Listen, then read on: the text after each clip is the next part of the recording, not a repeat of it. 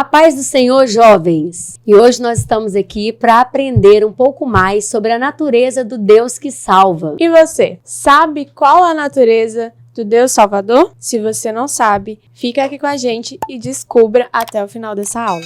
E agora, jovens, nós vamos orar. Senhor Jesus, muito obrigado por estarmos aqui nesta lição, onde temos a oportunidade de aprendermos um pouco mais a respeito da Tua Palavra. Peço para que o Senhor venha falar aos nossos corações, que nós possamos estar receptivos a tudo aquilo que o Senhor tem nos ensinar nesse dia. No nome de Jesus. Amém. A paz do Senhor, jovens! E a leitura de hoje está no Salmo 105, versículos 5 e 6, Salmo 34, versículo 8 e 9, Lucas 18, versículo 18 e 19 e Romanos 5, versículos 6, 7 e 8. Salmo 105, versículo 5. Lembrai-vos das maravilhas que fez, dos seus prodígios e do juízo da sua boca. Vós, semente de Abraão, seu servo, vós, filhos de Jacó, seus escolhidos. Salmo 34, versículo 8 e 9. Provai e vede que o Senhor é bom. Bem-aventurado o homem que nele confia.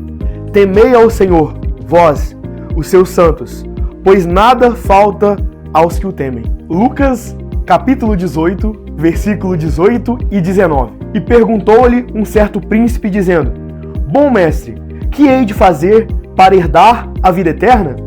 Jesus lhe disse: Por que me chamas bom? Ninguém há bom, senão um, que é Deus. Romanos capítulo 5, versículos 6, 7 e 8. Porque Cristo, estando nós ainda fracos, morreu ao seu tempo pelos ímpios, porque apenas alguém morrerá por um justo, pois poderá ser que pelo bom alguém ouse morrer. Mas Deus prova o seu amor para conosco, em Cristo que morreu por nós, sendo nós ainda pecadores. E foi essa a nossa leitura de hoje.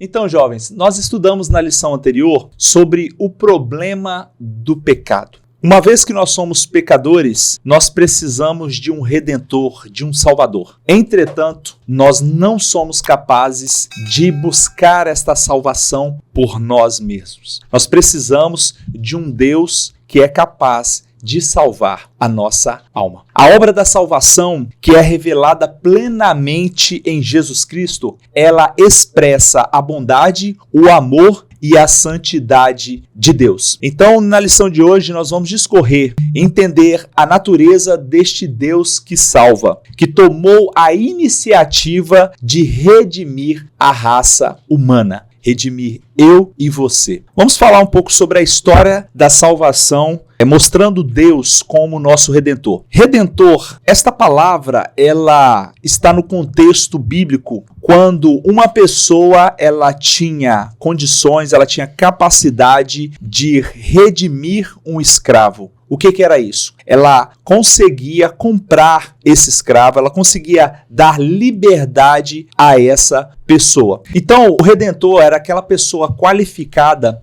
para comprar a liberdade daquele escravo. Uma vez que ele comprava essa liberdade do escravo, esse escravo ele não tinha mais dívida, ele não tinha mais nenhum débito com o seu senhor anterior. Então, no sentido espiritual, redimir é resgatar uma pessoa da escravidão, é dar liberdade a ela. Desde Gênesis, Deus se revela como o redentor da humanidade. Depois da queda do homem, ele já tinha um plano para restaurar o relacionamento entre Deus e o homem. A paz do Senhor, jovens. Eu sou o Luiz e estamos aqui com o Emerson.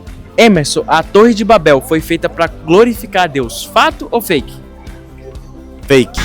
Porque a Torre de Babel não foi feita para glorificar a Deus. Ela foi feita para glorificar o homem. Estamos aqui com o João Guilherme. João Guilherme. Deus criou o plano de salvação para reconstruir a nossa amizade com Ele. Fato ou fake? Fato. A palavra fala em Colossenses que nós éramos inimigos de Deus. E a partir do sacrifício de Jesus, nós que éramos inimigos, fomos feitos novamente amigos de Deus. E é sobre isso que é o plano de salvação de Jesus. Estamos aqui com a Emily. Emily, viver em santidade significa imitar perfeitamente o caráter de Cristo. Fato ou fake? Fato. Viver em santidade significa ser separado. E não há caráter melhor para se imitar que o caráter de Cristo. Ele é o nosso exemplo, ele é o nosso modelo de como nós devemos nos portar, porque ele foi perfeito em tudo. E nós devemos buscar sempre seguir o caráter de Cristo. Estamos aqui com o Patrick. Patrick. Deus espera que nós se tornemos pessoas boas e depois ele inicia o plano de salvação em nossas vidas. Fato ou fake? Fake. Se ele for esperar por nós mesmos, a gente não faz nada. Bom é ele. Nós só podemos ser bons através dele nas nossas vidas. Estamos aqui com o Isaac. Isaac, nós podemos garantir a nossa ida para o céu através das boas obras e da caridade. Fato ou fake? Fake. A nossa ida para o céu vem através da nossa crença em Jesus Cristo e através do Evangelho as nossas boas obras são computadas.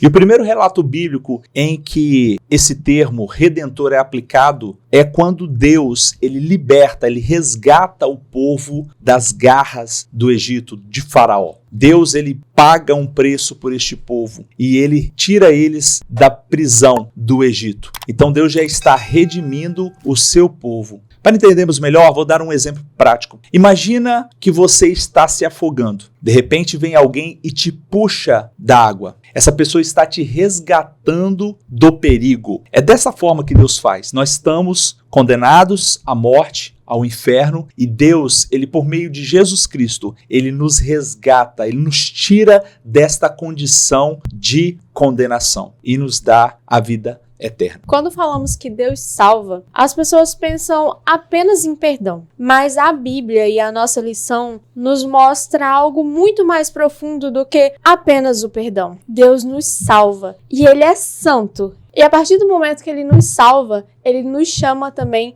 para a santificação. Nós já vimos que a salvação tem uma origem em Deus Pai, mas a salvação ela também tem um nome, Jesus Cristo, o Filho. A palavra de Deus diz que Jesus ele é o caminho, a verdade e a vida, e ninguém vai até o Pai se não for por meio dele. Jesus, ele faz parte do plano perfeito desde a eternidade. Jesus, ele não falou apenas sobre Deus, ele nos revelou quem é Deus. Nele habita toda a plenitude e divindade. Por isso, ao ser chamado de bom mestre, Jesus afirmou que apenas Deus é bom. Com isso, ele mostrou que a bondade que salva tem origem do próprio Pai. Quando Jesus diz, quem vê a mim, vê ao Pai, ele revela que conhecer Jesus é conhecer o Deus Salvador. A salvação ela não é uma ideia distante, mas é algo que se manifesta em uma pessoa, Jesus Cristo. Deus se aproxima da humanidade caída e nos convida a viver um relacionamento real, não apenas um ritual religioso.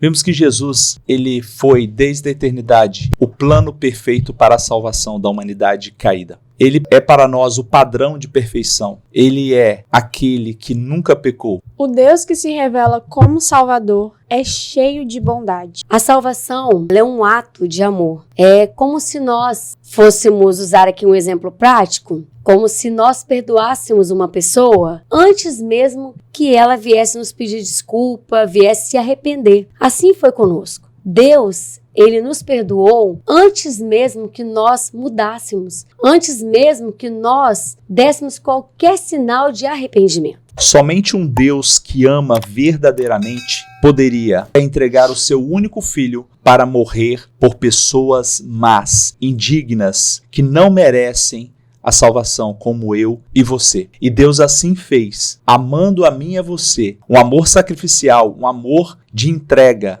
sem mérito daquele que está sendo alvo deste amor. Ele fez, ele entregou, ele amou a mim e a você, para que nós pudéssemos ser salvos da condenação.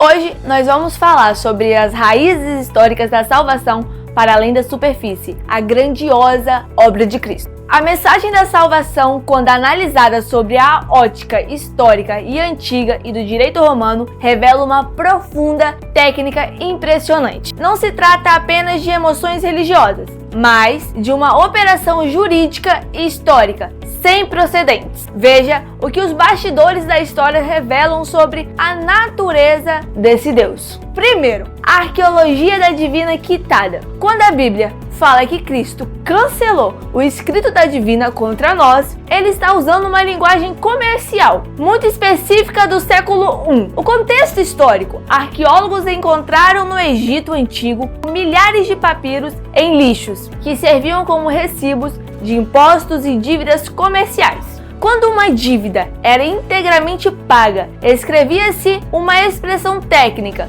sobre o documento que significava totalmente liquidado. O documento, então, ele era dobrado ou inutilizado para que a cobrança nunca mais pudesse ser feita. A salvação opera sobre essa lógica forense. Deus não apenas esqueceu o pecado, ele executou uma transição legal. O registro das suas falhas não foi apenas arquivado, ele foi anulado juridicamente. Para o jovem, isso oferece uma segurança racional. Sua liberdade não é baseada em como você se sente hoje, mas em um documento legal, liquidado na cruz. 2. A lei sagrada da hospitalidade. O banquete de proteção. Muitos leem o Salmo 23, preparas uma mesa perante mim na presença dos meus inimigos, e acham que é apenas uma metáfora poética. Mas, no contexto cultural do deserto antigo, isso se referia a um código de sobrevivência rigoroso. O fato histórico: na cultura do Oriente Médio Antigo, a lei da hospitalidade era sagrada. Se um fugitivo no deserto, perseguido por inimigos, conseguisse chegar à tenda de um sheik ou um líder tribal e tocasse na corda da tenda ou começo do seu pão, ele estava imediatamente sob a proteção daquele líder. A partir daquele momento, o anfitrião tinha a obrigação de honrar e de defender o hóspede com a própria vida, mesmo que o hóspede não merecesse. Isso muda a nossa visão sobre a salvação. Deus não apenas perdoa você, ele te convida para a mesa dele. O ato de ceiar com Cristo é a garantia de que você agora é um hóspede protegido do Rei do Universo. O inimigo pode estar lá fora, furioso, mas não pode tocar em você, porque a honra de Deus está empenhada na sua segurança. A salvação e a transição de fugitivo para hóspede de honra. Ponto 3. O grafite de Alexamenos. A loucura da cruz, que salva através do sacrifício próprio, era inconcebível e considerada ridícula. O contexto histórico: existe um grafite preservado em Roma, datado aproximadamente do século II, desenhado na parede de um alojamento de guarda imperial. O desenho mostra um homem adorando uma imagem crucificada, que possui uma cabeça de animal com a inscrição Alexamenos adora o seu Deus. Era uma zombaria direta para os gregos e romanos. Um Deus que se deixa capturar e matar não era digno de adoração, pois demonstrava fraqueza. Isso destaca a singularidade do cristianismo na história das religiões. Enquanto outros deuses exigiam que os humanos morressem por eles para provar lealdade, o Deus da Bíblia inverte a lógica do poder e morre pela humanidade. O verdadeiro poder divino não se manifestou na força brutal, mas na capacidade de suportar o mal para vencê-lo. 4. O dilema do justo e justificador. A teologia aponta para um problema jurídico complexo. Como um juiz perfeito pode inocentar um réu culpado sem se tornar corrupto? Quer tribunal íntegro? Se um juiz declara um criminoso inocente apenas por bondade, esse juiz perde a sua integridade moral. A justiça exige reparação. A cruz resolve esse dilema matemático e moral. Deus não quebrou a sua própria lei para nos salvar. Ele a cumpriu. A pena foi executada, não cancelada, mas foi executada em um substituto. Isso nos mostra que a bondade de Deus não é um sentimentalismo barato. É uma bondade justa, séria e cara. Ele manteve a sua justiça intacta, enquanto estendia a sua misericórdia. A salvação é um fato histórico, jurídico e espiritual sólido. Ao entender esses pontos, percebemos que a fé cristã não é um salto no escuro, mas uma resposta racional a um Deus que resolveu o problema do mal com a justiça, amor inegociáveis. Que essa certeza fundamente suas decisões e a sua caminhada.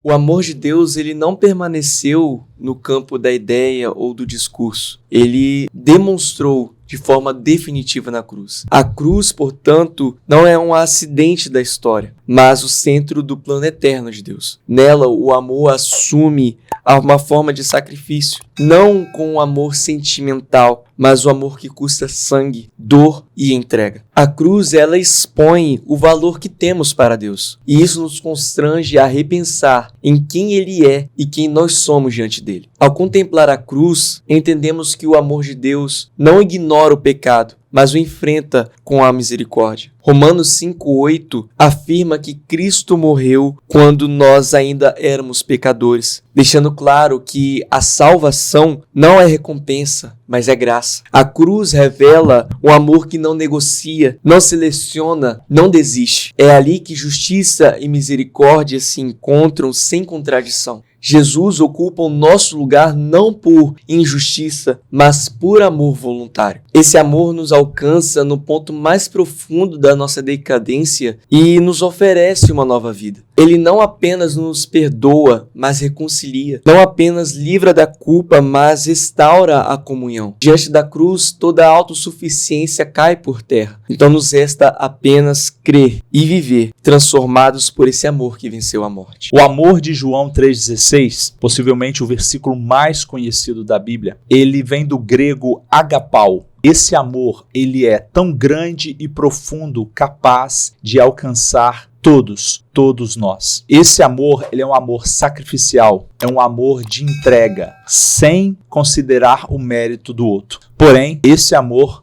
precisa ser aceito e recebido no nome de Jesus. E como responder a esse amor de Deus? Como demonstrar a nossa gratidão a esse amor que é tão grande? A gratidão a esse amor é muito mais do que falar palavras bonitas ou se emocionar em um culto. A gratidão pelo amor de Deus é viver com propósito, identidade e sentido em Cristo todos os dias da nossa vida. É reconhecer que Deus nos amou primeiro, e mesmo quando não merecíamos. A nossa gratidão a Deus se reflete no nosso dia a dia, nas decisões que tomamos, nas amizades que cultivamos, nas nossas redes sociais, na maneira como nós lidamos com as tentações. É na nossa disposição a servir a Deus. E você, jovem? A sua rotina, o seu cotidiano, tem refletido a sua gratidão pelo amor de Deus? Muito bem, jovem. Pense nisso. A gratidão é a memória do coração. Nós estamos falando de uma pessoa, sim, uma pessoa, um ser que é real. E um dos atributos de Deus é a santidade. Deus, ele é santo, ele é puro, ele é perfeito, ele é separado do mal. Deus não tolera o pecado. Deus, para cumprir a sua justiça em Jesus Cristo, na cruz do Calvário, ele precisou virar as costas para o seu filho, porque ele não pode tolerar o pecado.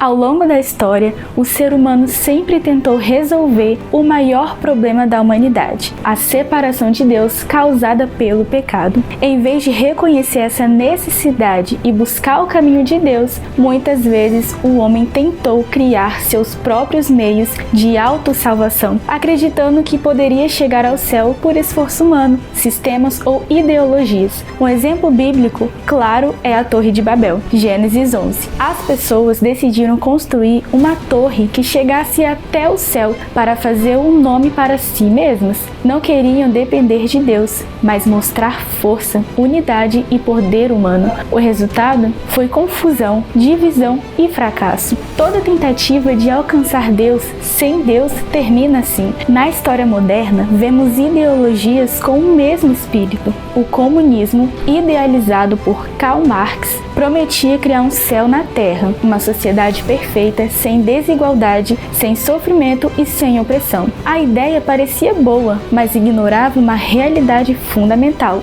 O problema não está apenas no sistema, está no coração humano. Onde o pecado governa, nenhuma estrutura é suficiente para produzir justiça verdadeira. O resultado na prática foi opressão, fome e perda da liberdade. Outros exemplos seguem um mesmo padrão: religião sem relacionamento, moralidade sem transformação, progresso sem Deus, sucesso sem propósito. Todas essas tentativas têm algo em comum: colocam o homem no centro e Deus à margem. A Bíblia nos mostra que o ser humano não precisa de uma nova torre, um novo sistema ou uma nova ideologia. Ele precisa de um Salvador. Por isso, Deus não criou um plano para o homem subir ao céu, mas enviou Jesus para descer até nós. A salvação não é conquista humana, é graça divina. Enquanto o homem tenta se salvar, Deus oferece salvação. Enquanto o mundo promete um céu na terra, Deus promete vida eterna. E essa promessa não está em ideias, mas em uma pessoa, Jesus Cristo.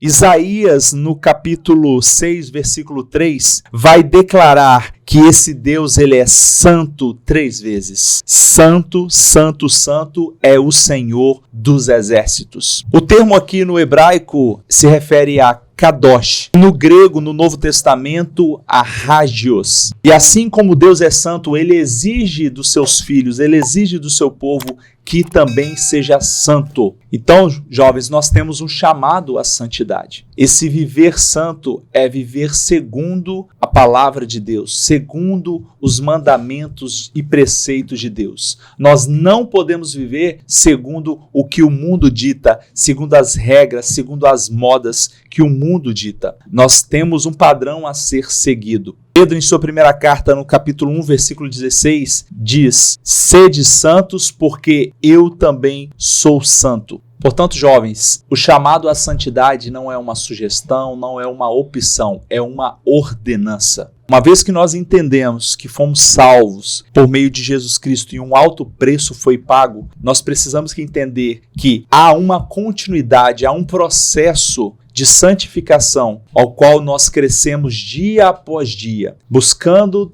ter a estatura de um varão perfeito. Para que você seja bem-sucedido nesse processo de santificação, você precisa ter disciplina espiritual. Você precisa ler a palavra, orar. Você precisa cultuar. Você precisa ouvir os seus líderes. Você precisa ter comunhão. É através destes meios de graça que você vai conseguir ter uma vida santa, uma vida que agrada a Deus. Deus, ele é amor, mas ele também é justiça, porque ele é santo. A sua santidade revela quem ele é, e por isso nós podemos confiar totalmente nele. E aqui nasce o verdadeiro chamado à santidade. A santidade é o selo da salvação. Na cruz, vemos o encontro perfeito entre santidade e o amor de Deus. O pecado foi julgado e o pecador foi amado. Jesus pagou o alto preço para que fôssemos salvos, sem que Deus abrisse mão da sua justiça. Por isso, a salvação não é apenas perdão, é transformação. Somos feitos santos em Cristo e chamados a viver de forma santa todos os dias. Santidade não é opção, é a resposta ao amor do Deus que nos salvou. Deus não nos salva para permanecermos como somos, mas para vivermos como filhos.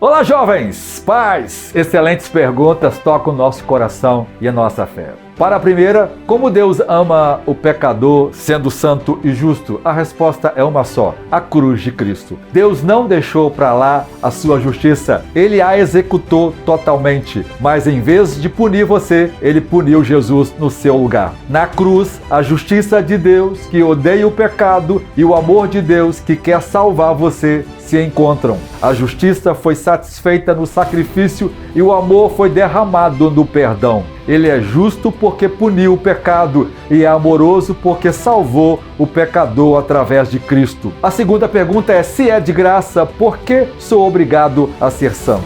Entenda isto. A santidade não é pagamento pela sua salvação. Ela é a prova de que você foi salvo. A graça não nos liberta para pecar, ela nos liberta do poder do pecado. Quem foi resgatado da lama não quer voltar a se sujar. Você busca santidade não por medo do inferno, mas por gratidão a quem te salvou. A salvação é a raiz, a santidade é o fruto inevitável. Deus abençoe vocês!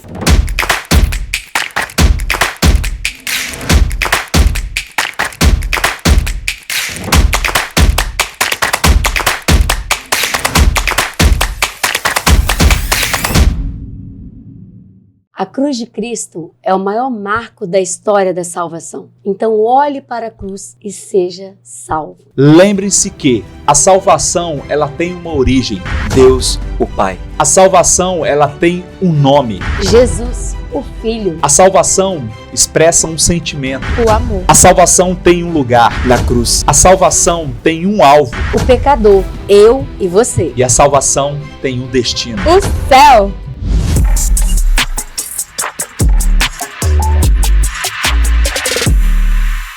E agora, chegou o nosso momento tão especial. O momento de honrar a Deus com as nossas finanças. E eu quero te convidar a não fazer isso com pesar, mas com coração alegre, reconhecendo todas as benesses que Deus tem nos feito. Abaixo temos a nossa conta bancária e o nosso Pix.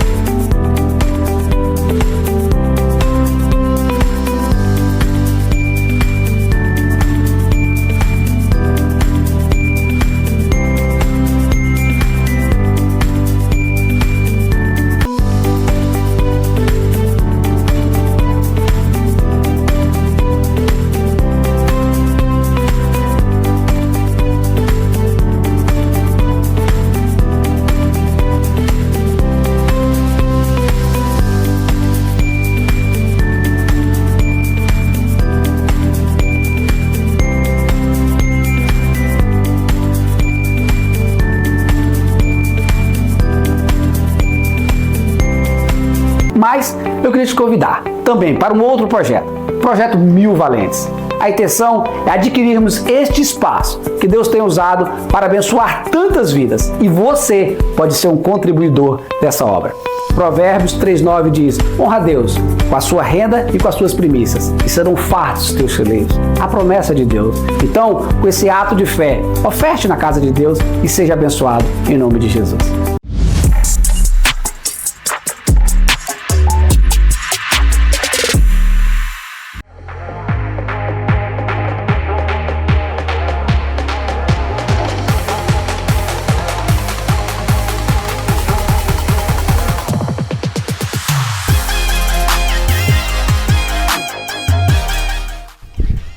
E aí, jovens, tudo bem com vocês? Estamos aqui agora para o nosso quiz para ver se você realmente compreendeu o assunto da aula de hoje. Então vem comigo para a nossa primeira pergunta, que é a seguinte: desde o início, Deus se revela como aquele que A. Inicia o resgate do pecador perdido. B. Permanece distante, aguardando a reação humana. C. Atua apenas após o arrependimento do homem. Ou D. Exige mérito antes de intervir. Vamos lá, tempo na tela.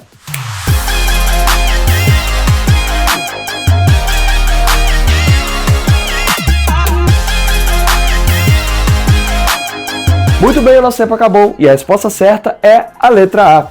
Inicia o resgate do pecador perdido. Segunda pergunta. O contraste geral entre o plano de Deus e a autossalvação humana é que a religião resolve o problema do pecado, B, o esforço humano acelera a redenção, C, Deus desce para salvar enquanto o homem tenta subir, ou D, Deus prioriza estruturas religiosas. Vamos lá, tempo na tela.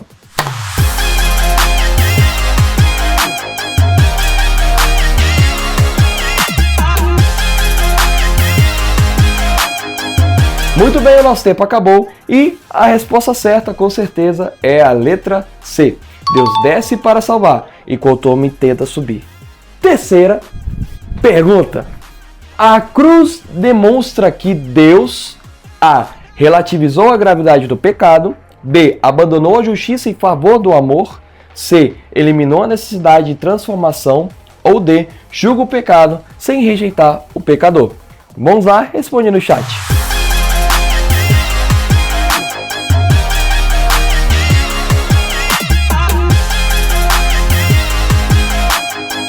Muito bem, espero que tenha respondido no chat e tenha lotado com certeza com a letra D. Julga o pecado sem rejeitar o pecador. Quarta pergunta. Biblicamente, santidade é A. um ideal moral inatingível, B. uma exigência restrita a líderes, C. um meio de conquistar a aceitação divina, ou D. a resposta obediente ao amor salvador de Deus. Vamos lá. Você já sabe.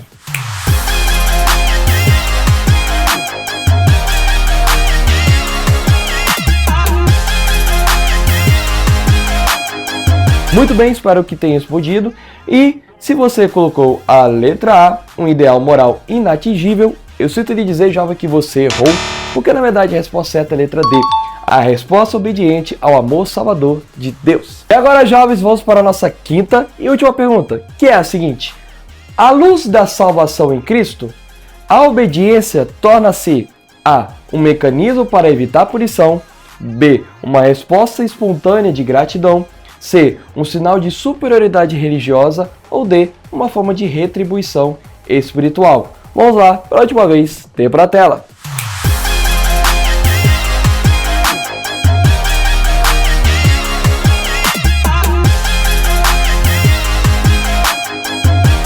Muito bem, o nosso tempo acabou e aqueles que acertaram foram aqueles que colocaram a letra B, uma resposta espontânea de gratidão. E foi isso, jovens, esse foi o nosso quiz de hoje. Espero que vocês tenham compreendido um pouco mais o assunto da aula e também tenham conseguido responder cada uma das 5 perguntas. É isso, fiquem na paz e tchau!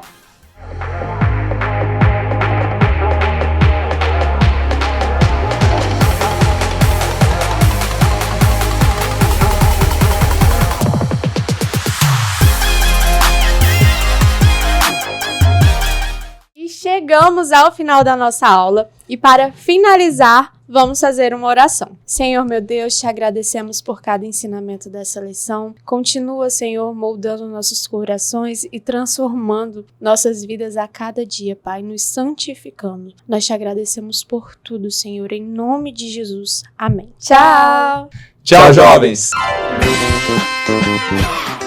Pois corta isso, gente.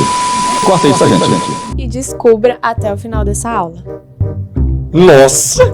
Caramba! Vai sem Rapaz! Não, tô com medo de errar. Caramba! Onde nós temos a oportunidade de aprendermos o mais. Na lição anterior, Na lição anterior. o espírito de Gustavo baixou. Esse almoço. Que amor é esse? Esse almoço. Esse almoço.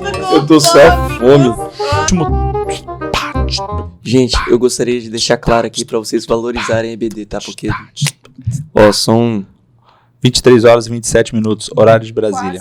Exatamente. Então, E ainda valoriza. estão...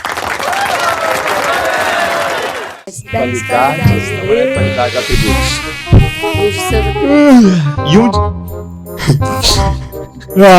19 anos. 19 anos, ele ainda não acostumou com o olhar da Lu pra ele. Você vê como um dilúvio de amor no meu peito mandou. Para de me constranger, meu amor.